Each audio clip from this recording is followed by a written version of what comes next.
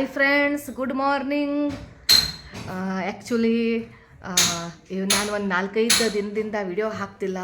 ಯಾಕಂದರೆ ವಿಡಿಯೋಗಳು ಮಾಡೋಕ್ಕಾಗ್ತಿಲ್ಲ. ಮನೆಯಲ್ಲೆಲ್ಲ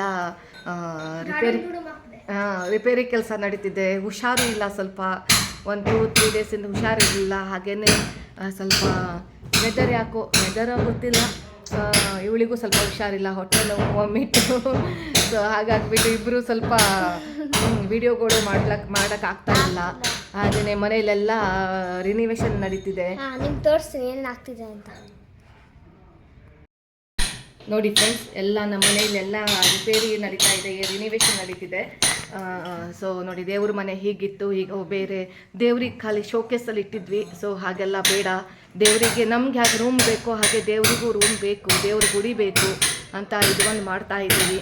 ಸೊ ಈ ಥರ ಈ ಒಂದು ಗೋಡೆ ಕಟ್ಟಿಬಿಟ್ಟು ಚೆನ್ನಾಗಿ, ಎಷ್ಟು ಚೆನ್ನಾಗಿ ಮಾಡ್ಲಿಕ್ಕೆ ಸಾಧ್ಯನೋ ಅಷ್ಟು ಚೆನ್ನಾಗಿ ಮಾಡೋಣ. ದೇವ್ರ ರೂಮ್, ದೇವ್ರ ಗುಡಿ ಅಂತ ಅಂದ್ಕೊಳ್ತಿದ್ದೀವಿ. ಇಲ್ಲಿ ಒಂದು ನಮ್ಮದು ಅರ್ಧ ನಮ್ಮ ರಚನಾ ಸ್ಟಡಿ ರೂಮ್ ಇತ್ತು, ಅರ್ಧ ಬಾತ್ರೂಮ್ ಇತ್ತು.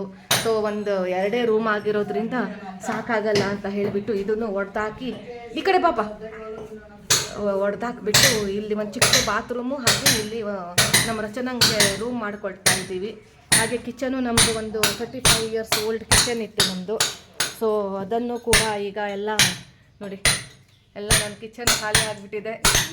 ಏನು ಅಡುಗೆ ತಿಂಡಿಗಳು ಏನು ನಡೀತಿಲ್ಲ. ಸೊ ಹಾಗಾಗ್ಬಿಟ್ಟು ಎಲ್ಲ ರಿನಿವೇಷನ್ ನಡೀತಿದೆ. ಇನ್ನು ಸ್ವಲ್ಪ ಟೈಮ್ ಬೇಕಾಗುತ್ತೆ, ಯಾವ ಅಡುಗೆನೂ ಮಾಡೋಕ್ಕಾಗಲ್ಲ. So thanks for watching. Like ಮಾಡಿ, ಶೇರ್ ಮಾಡಿ, ಸಬ್ಸ್ಕ್ರೈಬ್ ಮಾಡಿ.